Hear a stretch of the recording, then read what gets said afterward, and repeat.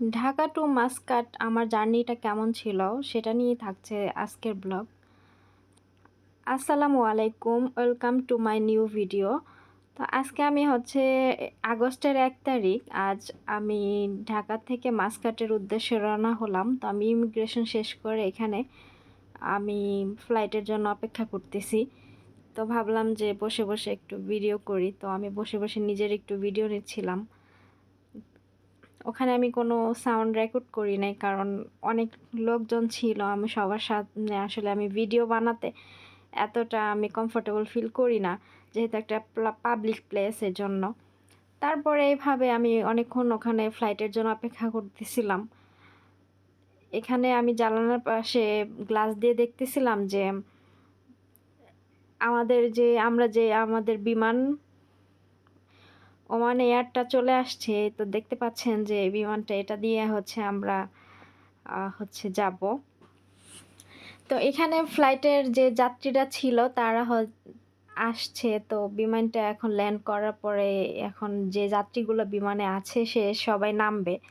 তারপরে যাদের লাগেজ আছে তার লাগেজ সব নামিয়ে তারপরে আমাদের ফ্লাইটে আমরা উঠব। তো এইভাবে বিমানটা ল্যান্ড করতেছে, এগুলো আমি একটু দেখাচ্ছিলাম। বিমান ওমান এয়ার, সার্ভিসটা ভালোই, খারাপ না। আমি যেদিন 2 মাস আগে যেদিন ওমান এয়ারে আমি বাংলাদেশে উদ্দেশ্যে আসলাম, সেদিন সকাল টাইমে আমার ফ্লাইট ছিল। তো ওই দিন সকালের নাস্তাটা আমাকে দিয়েছিল। তো নাস্তাটা তেমন ভালো লাগেনি।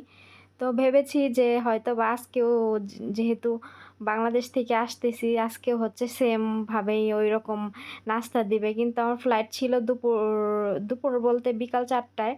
তো আমি ভেবেছিলাম যে যেদিন আসার সময় যেই খাবার দিয়েছিল আমার মনে হয় সেম খাবারই আবার দিবে। তো আমি বাহির থেকে খাবার নিয়ে আসছিলাম। এসে যখন আমি ইমিগ্রেশন শেষ করে বসলাম, তখন আমি আমি বাহিরের যে খাবার সেগুলো আমি খেয়ে নিয়েছি, যাতে করে আমার ফ্লাইটে আর কোনো প্রবলেম না হয়। আর ফ্লাইটে তো বাহিরের খাবার অ্যালাউ করে না। তারপরে এখানে আমি বসে বসে একবার নিজের ভিডিও নিচ্ছিলাম, আবার বাহিরের ভিডিও নিচ্ছিলাম। এখন বিমানের যে লাগেজ আছে এগুলো সব বের করবে, এই যে গাড়ি সব প্রিপারেশন নিতেছে। তো এগুলো বসে বসে দেখতেছিলাম। তো অবশ্যই আপনারা দেখতে থাকুন, আমি বেশি কথা বলবো না, আপনারা আমার সাথে দেখতে থাকুন।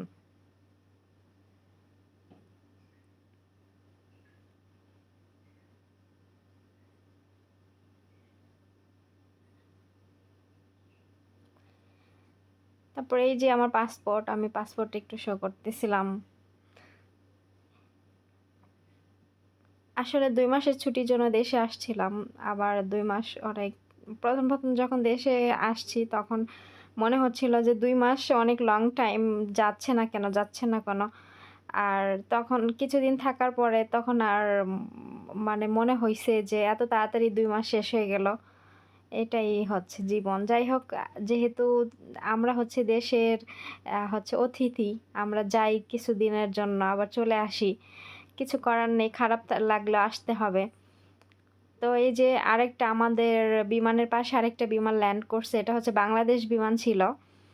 তো এই যে ল্যান্ড করছে, তা আমি আবার একটু ভিডিও নিতেছিলাম। কখনো আমি এভাবে এয়ারপোর্টের ভেতরে আমি কখনো ভিডিও নেই নাই। তো এই প্রথমবার আমি ভিডিও নিচ্ছিলাম, তার জন্য টুকটাকভাবে একটু মানে সব কিছুই নিচ্ছিলাম। আবার আমার মা বলতেছিল যে একটু ভেতরের কিভাবে, মানে বিমানবন্দরের ভিতরে কেমন সেটা একটু দেখানোর জন্য। তো আমি ভাবলাম যে একটু ভিডিও নেই, আমার মাকেও দিয়ে দিব, মা দেখবে। তারপরে এই যে আমাদের ওমান এয়ারের যে আহ, যাত্রী ছিল তারা সবাই এক এক করে নামতেছে। আর এই যে ফ্লাইটের যে লাগেজগুলো আছে এগুলো নামানো শেষ। এখন আমাদের যে লাগেজ আছে সেগুলো উঠাচ্ছে। এগুলো উঠানো হলে আমরা ফ্লাইটে উঠবেই। তো আমাদের ফ্লাইটের জন্য আমরা যাচ্ছি, সিরিয়াল দিয়ে সবাই যাচ্ছি। তো এখানে আমি আবার একটু ভিডিও নিচ্ছিলাম। তারপরে এই তো ফ্লাইটে উঠে গেলাম, বিমানের ভেতরে উঠে গেলাম। এখন এই যে এই বিমানটা ভালো ছিল। আমার কাছে ভালোই লাগছে। আর ওমান এয়ারের একটা সুবিধা কি যে আপনার মানে আপনার লাগেজের যদি একটু ওজন বেশিও থাকে তাহলে ওদেরকে রিকোয়েস্ট করলে ওরা ছেড়ে দেয়। আর অন্য বিমানে ছাড়ে না। মনে করেন টাকা দিয়ে নিতে হবে।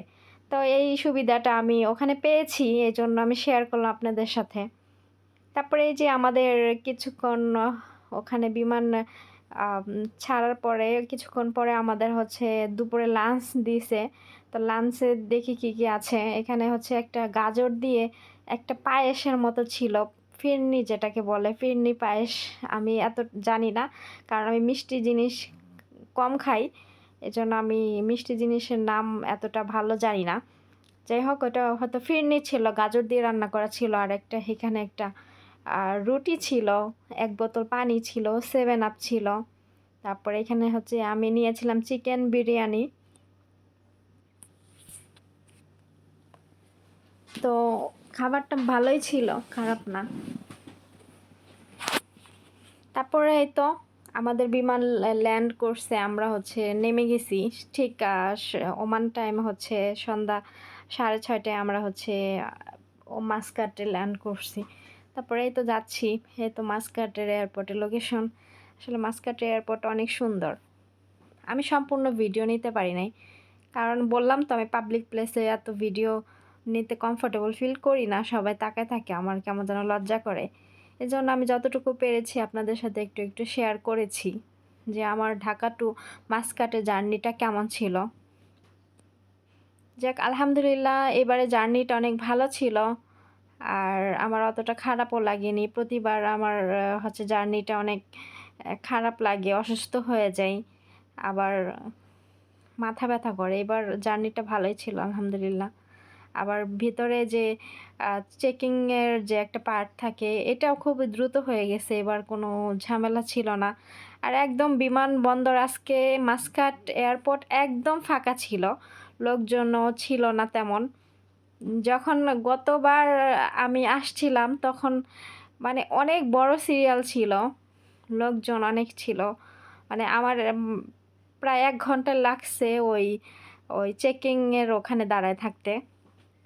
তারপরে এই যে আমি আমার লাগেজ নেওয়ার জন্য দাঁড়াইছিলাম, লাগেজ আমি অনেক সবার লাস্টে পাইছি, ভাগ্য খারাপ। তারপরে এই তো আমি বাসার উদ্দেশ্যে রওনা হচ্ছি। আমি যাচ্ছি একটু রাস্তার ভিডিও নিলাম, রাত্রের ভিডিও, খুবই সুন্দর লাগতেছে ওমান।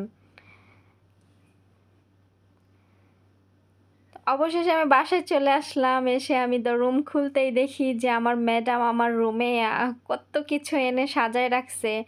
তারপরে হচ্ছে আমার জন্য গিফট কিনে রাখছে। এগুলো দেখে আমি তো মহা খুশি। সব কিছু নতুন কিনে রাখছে। আমি তো দেখে অনেক হ্যাপি হইছি যে আমার ম্যাডাম এত সুন্দর করে আমার রুমটাকে সাজায় রাখছে। আলহামদুলিল্লাহ, আমার ম্যাডাম অনেক ভালো।